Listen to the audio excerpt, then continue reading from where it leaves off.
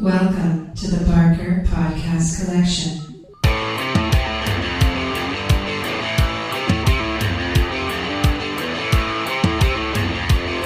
I suck, you suck, I suck at Call of Duty.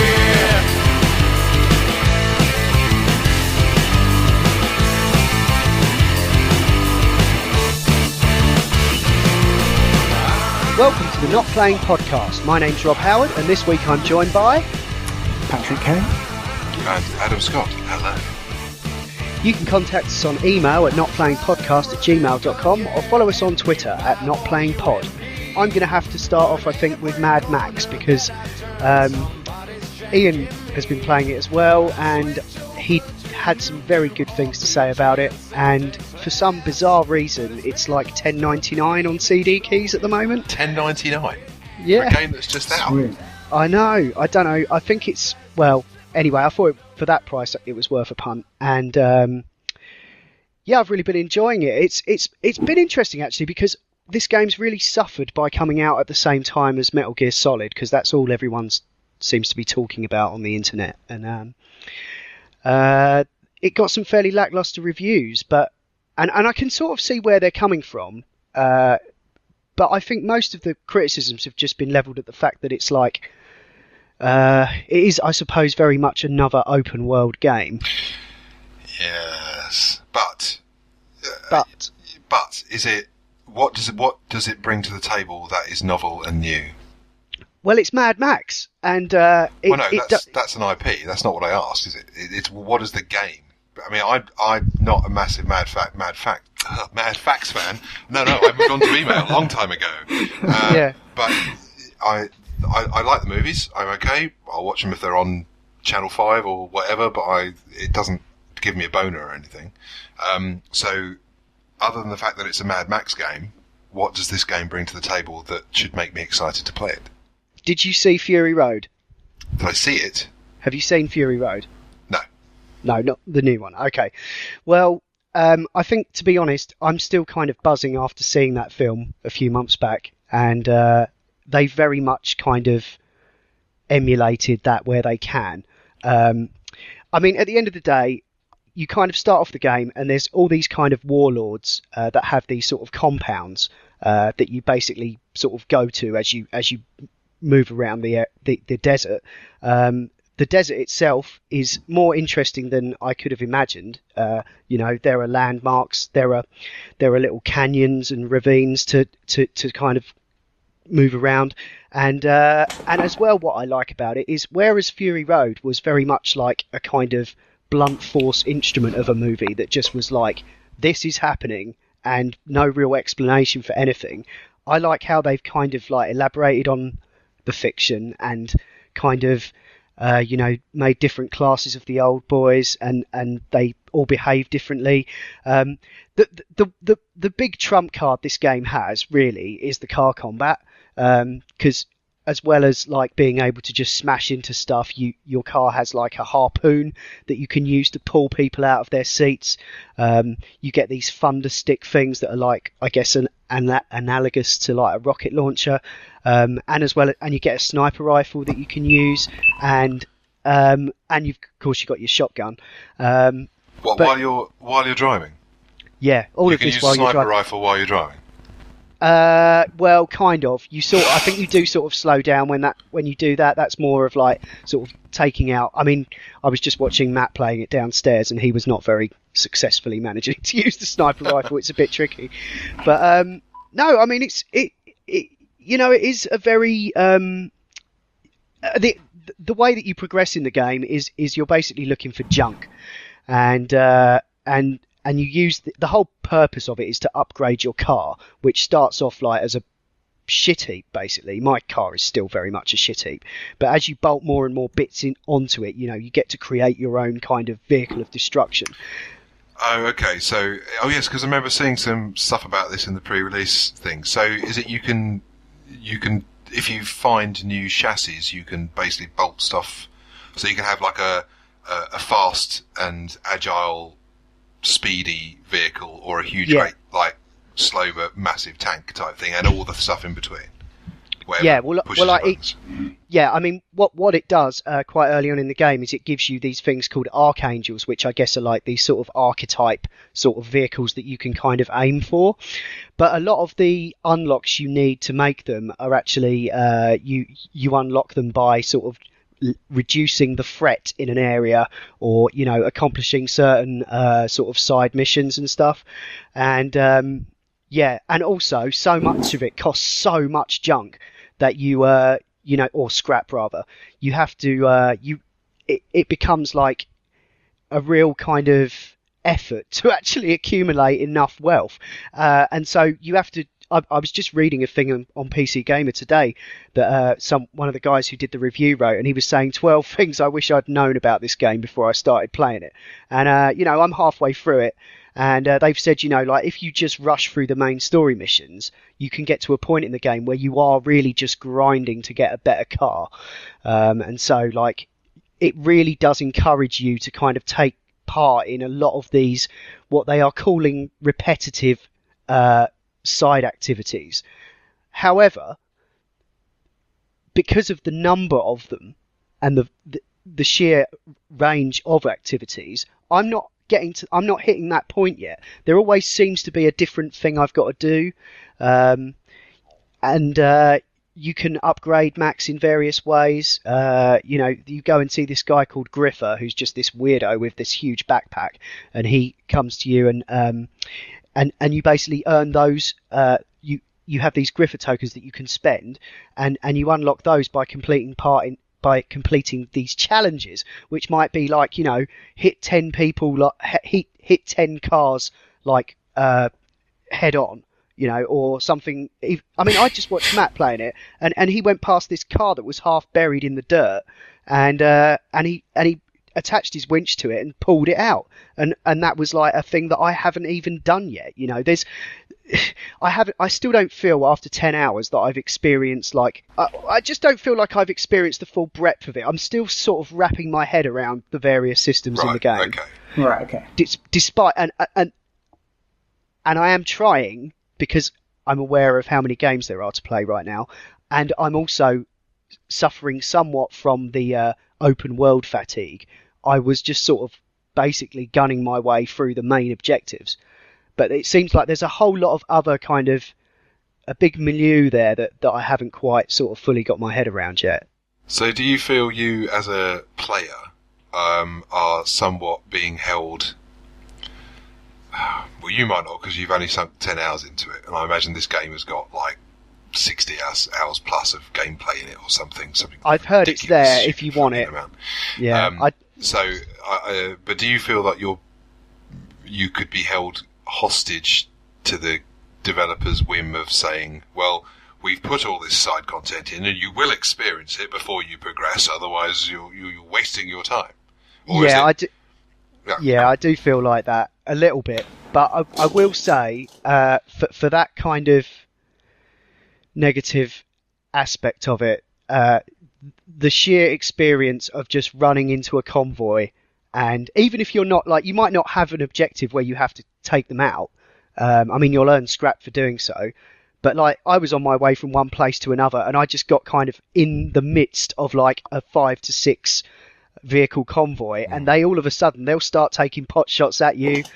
You might be out actually just sort of in a sort of scrapyard area, like harvesting junk, and a whole convoy will come past you, and then a couple of them will just like decide to sort of, oh, let's see what he's up to, and they'll just like separate and come along and start giving you shit.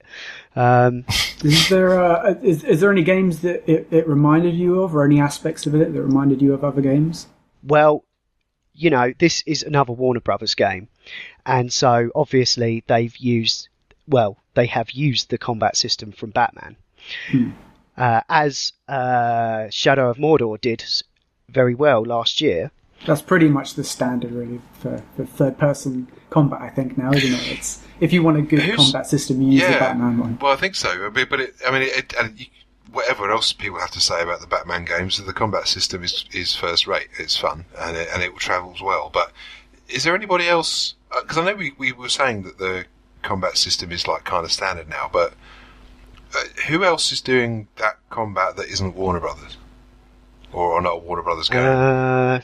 No one really. I wonder if they kind of have that nailed down somehow. So it's not the fact that no one else is doing it. Oh, sorry, that everyone else is doing it. But the fact is that the games that are doing it so well, they kind of stick up in your mind as like being the best combat games that stick around. Certainly hand-to-hand combat. Well, only for sort of third person. Yeah, for third person. That sort of game, that kind of open world game. Yeah. But I have to say, having played Mad Max, and I'm also at the moment playing Arkham Knight because they've patched it a bit and it's running quite well. Having gone from one to the other, as I am at the moment, pretty much skipping between the two.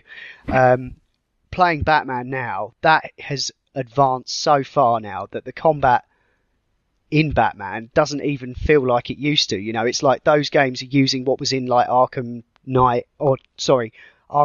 Asylum.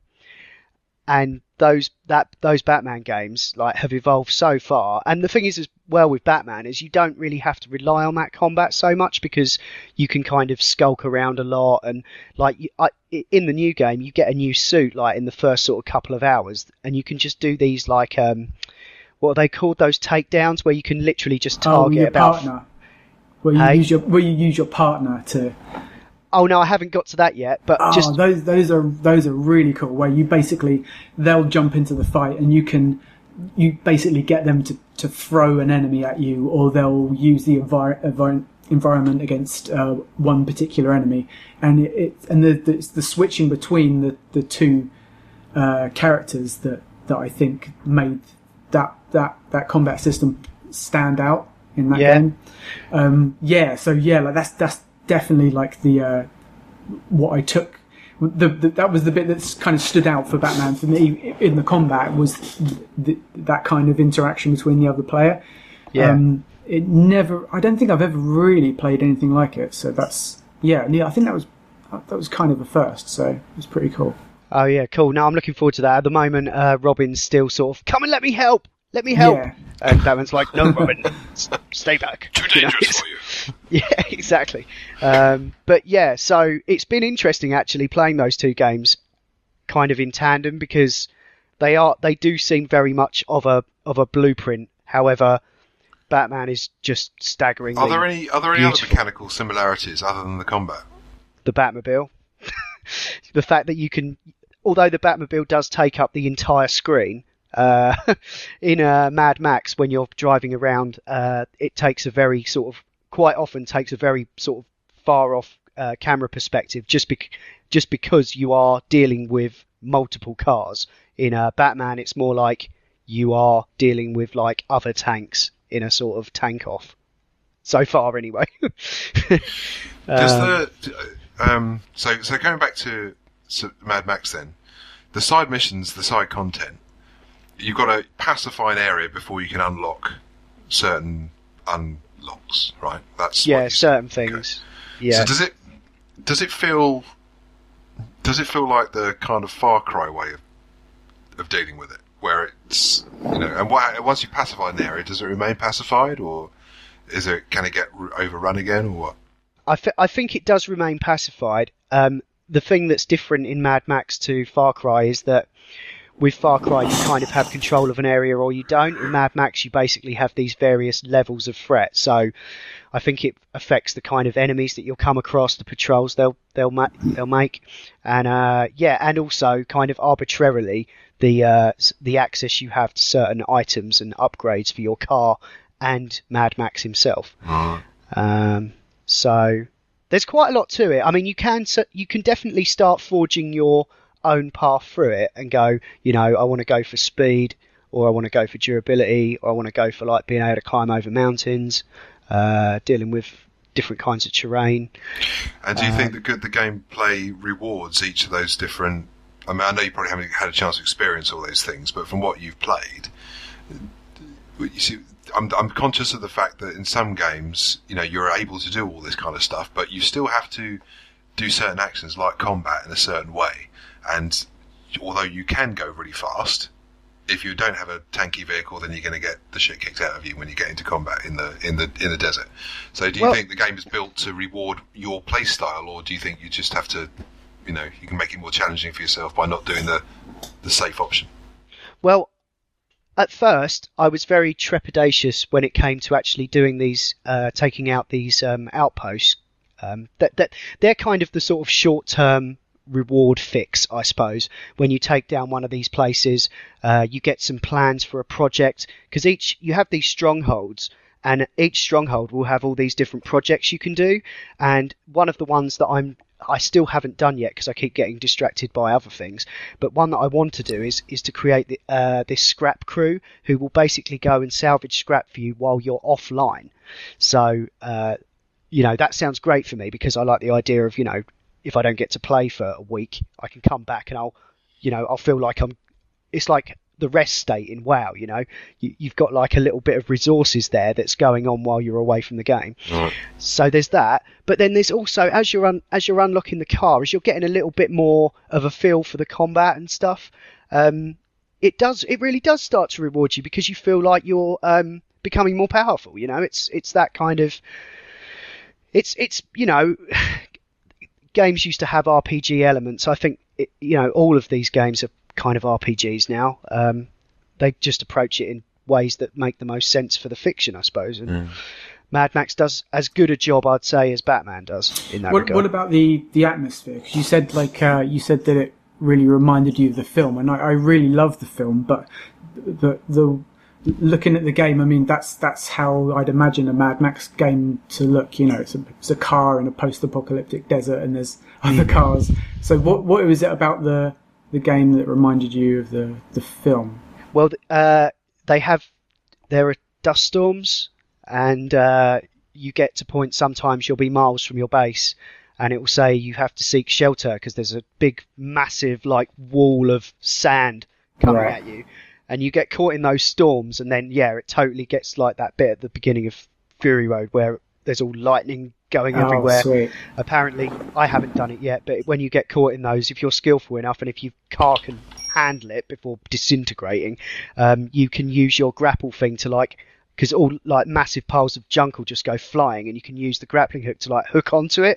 And if you can manage to get into shelter with that sort of pulled behind you, you get like a massive sort of scrap bonus that you can then use to make your car even better. But like I say, there's so much of this stuff that I've kind of heard about and haven't actually experienced firsthand yet. But what I have experienced is enough to make me want to play more. So, yeah. Cool. Fair enough. Yeah, sounds good. I hope I'll finish it, because we are heading into a busy season. So, yeah, hopefully we'll. Won't somebody tell me an answer if you can?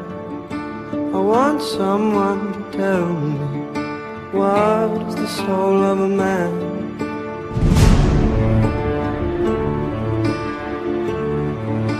I'm going to ask a question, answer if you can.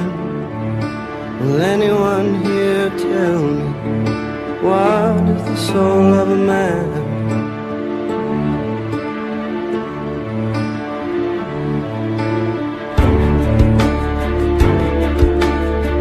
Okay, yeah, so it was PAX East the other week in Boston, I think it is. PAX East.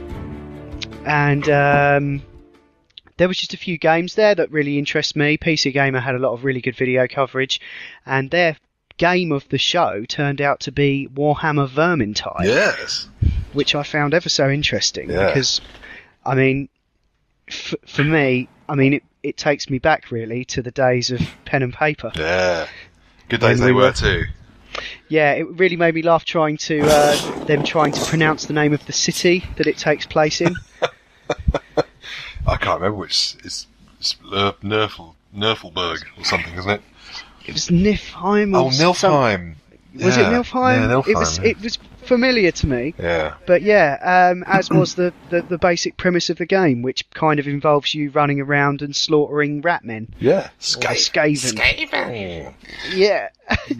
So, it's an interesting pitch. They've got the Warhammer brand there, but it's not like the most mainstream sort of take on it, really, is it? No, it's not. Well, most people know Warhammer from the obviously the 40k stuff, which is probably the most popular Warhammer IP, and then you've got the Warhammer Fantasy Battle things, all the Games Workshop, the guys, those nice guys with, in the games. Actually, I just had, as an aside, I took my kids into Games Workshop in Cambridge when I was visiting my brother.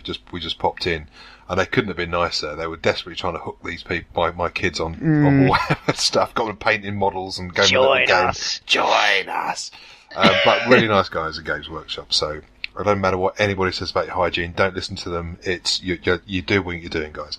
But Warhammer Vermintide is based on the role playing, the fantasy role playing game stuff, and they've got I think they've got like a soldier, a witch hunter. There's a ranger guy. A bright mage. Bright wizard, yeah, of course. Yeah. And on the face of it, you kind of think, oh, it's another co-op Left 4 Dead type shooter thing, but it is a little bit more dynamic than that, because I think there are 6 classes but 4 slots. I can't remember if that's correct. But it's not always the same 4 characters, and you can choose your loadout a bit more. I don't know if are there skills, level ups and unlocks and things you can do? I can't remember. I think you get to sort of choose abilities and stuff, but it's nothing like they were keen to stress that it's not like an RPG. Yeah, exactly. It's very much like choosing your loadout, I think, in a shooter. But it looks really. One thing I noticed when they were talking about this game was that the weight of the combat felt right. I've played a lot of games where there's melee stuff, and you kind of see someone swishing a blade through the air and bits fly off. But you can see that there's a guy like hefting a huge, great warhammer, and you can see the animation. It feels like, oh, this is a great big lump of metal. I'm just bringing it down on a Skaven's skull, which promptly disintegrates into 1,000 fragments and horrible blood bits. And the way that they've crafted the combat together looks really, really slick. I'm really looking forward to this. Is one game I'm definitely looking forward to. I'm probably going to be very interested in playing this quite early rather than waiting till it's out. But because I love the IP, I did a lot of role playing in that world. I've always, I was gutted when the Warhammer MMO didn't change direction, just went into basically a realm versus realm thing, because I was so looking forward to playing a witch hunter, and now I get to do my chance. A nasty little witch hunter who does. I think there is a plot thread that runs through this. I know there was for Left 4 Dead 2, but I think there is a plot thread, because I had a look on the website, and there's a lot of different characters who've got bios, and it's. I think one of the characters was captured by the witch hunter, who was taken in for trial somewhere else when the Skaven invasion happened, and then he had to release him from being a prisoner, and the soldier was helping him guard him because he was disgraced in some battle far off somewhere else. So, a lot of that might be a load of fluff, which is irrelevant to the story. It probably is, but it's nice that they're trying to get some of the lore stuff into it to give you a sense of place, which obviously is more just like a Deus Ex Machina for saying, this is why you're here, to smash Skaven skulls in. Well, it's going to give it a bit of flavour, I think. Yeah, I think so. I think they're, like in Left 4 Dead, there was kind of like, it wasn't really much of a plot beyond there's zombies. But like, they tried to flesh out the characters a little bit to an extent, so you could, I don't know, it just kind of built a bit more atmosphere into it. But it looks like this is coming out at the end of this year. I thought it was further off than that. But well, I noticed one thing else they said, which I also noticed.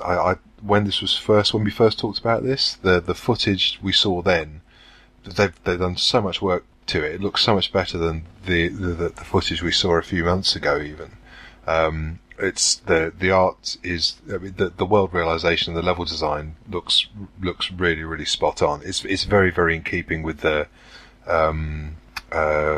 with the IP, and I've played a lot of this in my youth. It's lovely to see it realised in a very faithful fashion, actually. So I'm really looking forward to this. I'm kind of hoping that some other people will be up for doing this once or twice a week. That'd be awesome. Yeah, I'm definitely. I think I might be out for this. I think it looks like a lot of fun, and the thing is, it's not because each character has more than one weapon. I think you can do like combinations. So, I mean, like the witch hunter can either go with a pistol in one hand and a rapier in the other, or they can go with a two-handed sword. So you can mix up your style of how you want to play. Just pick the weapon sets that you like and the style of play that you like, and just go for it. And I think if there's 6 classes, if you like, but only 4 slots, that will give lots of different party dynamics, because in Left 4 Dead, everyone's identical. It just matters which weapon you happen to be choosing, doesn't make any difference, which is easy in many ways, but I do like it when you get a little party balance. And so, you're good at some things, bad at the others. I'm not talking about the Holy Trinity, but sometimes it's nice when you're overwhelmed to see someone with a great big fucking warhammer and heavy armour wading in and saving your bacon, so you can pull back and start picking off people from the back. That kind of stuff, that kind of class dynamic lends itself to making more interesting gameplay than just who can shoot the guy first. Yeah, definitely. Do we know if they've got any kind of like AI director, because that was kind of always the big thing that kept Left 4 Dead going? I don't know, but I think they've said that they are. I'm sure they said that there are elements of it so that it's not just going to be the same map over and over again. I can't remember if they're changing the map around somewhat, or they are. I think there are events, and they certainly have big bad. They have boss monsters as well, boss Skaven, who do various things. I think there is an equivalent of the director mode in it. But they were quite heavy to say that they don't expect 2 games to play the same way twice. Yeah. Which is... I just saw on the bullet point thing on Steam, it says they've got a dynamic spawn system. Right, which is the same kind of thing, yeah. I guess, if you're slaughtering them too easily, they'll just pile loads. And it does look like there are literally like swarms of these things coming at you at times. So, well, it's nice to feel like you go over it. Well, that's the thing about the Skaven, though. They're nasty little buggers, and there's lots of them. Yeah, and it's nice to have an enemy that isn't another fucking zombie. I know. I'm so happy that it's not another zombie killer game. Yeah. Damn straight. I'm so sick of zombies. Yeah. Oh well. There were some other games at PAX. Cliff Bleszinski's got a new game called Lawbreakers. I'm not really sure I'm that up for this. No, it looks very generic in many ways. Although the good thing about this, it looks like another like 4v4 type co-op. It looks like oh god, my brain's gone. What's the Blizzard one that's coming out? Overwatch. Right. Yeah. So it looks like a more scaled down version of that. That it's a bit sorry for Cliffy B that Overwatch is pretty much a lot further on. There's a lot more variety in that. The one thing about this game that does interest me is like the laser grappling hook. Yeah, there's quite a lot of acrobatics going on. I saw that and I went, oh, Quake 2 Lithium. Oh, that is Quake 2 Lithium grappling all over, which really excited me. But then I looked and it's like, oh, okay, there's an assassin, there's a guy with a heavy gun, there's a tank, there's another guy. So maybe we haven't seen enough of it yet, but other than the grappling hook, it all looks like we've been here before, really. And there's lots of other stuff that are doing very similar thing. I'd play Vermintide in a day over this, to be honest. The one thing though that it's got going for it is that I believe it's free to play. So, right. At least there's no barrier to entry. No, I'll give it a go. I'll give it a go just to have some fun with the grappling hook. I mean, actually, the maps look quite nice. Cliffy B's got a lot of. I know a lot of people don't like some of the stuff he's done, but he's got a lot of pedigree in this kind of game. He knows how to build a shooter. So, definitely. I imagine the gameplay itself will be very slick. It just depends whether the game world that you're playing in is enough to keep you interested when there are a lot of other competitors in the same space. Yeah. Also, the shadow of Papers, Please was definitely in abundance there. There's a lot of games, I noticed, a couple at least, coming out that seem to kind of have that same kind of approach, like a really interesting kind of subject matter delivered in a kind of, not boring, but sort of, it's like a non-traditional game. It's more like an interface. There was this game called the Westport Independent, and it's all about like ethics in journalism and stuff, and like you get to like lay out a newspaper effectively in order to kind of keep the masses in check. Or support the rebels. Yeah, indeed. So I don't know how. I think there's going to be like some story stuff going on around it in a similar way to Papers, Please, but yeah, I'm going to keep my eye on that. I can imagine that making quite a splash if they pull it off. And there was another one called Valhalla, which was similar to that, where you're actually you're a cyberpunk bartender, and again, that had a very similar sort of stripped down. You know, the view is just, it's a little bit mangery, and you're just mixing drinks and stuff. Yeah, it looks a bit crazy. Mangry. Is that like a cross mode? You mean anime? Anime, yeah, that's what I mean. Sorry. And finally, the only other one I thought that stood out was this Hard West. Yeah, this does look interesting. It's up on. They've got a Steam page already. If you want to look at it. I'm just having a look at the video now, but I like the premise of like supernatural events set in unconventional settings. Yeah, you don't get a lot of cowboy horror stories, you know, and No. I kind of like the idea that there's going to be some dark stuff going on there. I keep knocking around story ideas for this kind of demonic Cthulhu-esque story set in the English Civil War. And right, yeah. Oh, cool. Yeah, because what I love about stuff like that is that there isn't stuff like mobile phones and the internet, which makes it a lot easier to scare people. But yeah, this looks really nice, and I haven't actually seen any footage of the combat stuff yet, but I'm guessing it looks very XCOM, doesn't it? Yeah, and you just have to say XCOM to me, and I'm interested. Yeah. Yeah, I love that sort of stuff, and if they're going to sort of throw, mess with the themes in that way, yeah, I'm totally interested. I don't know if they're doing an early access. It reckons end of this year again, so, man. I wonder if it will be Smack Zero compatible. Yeah.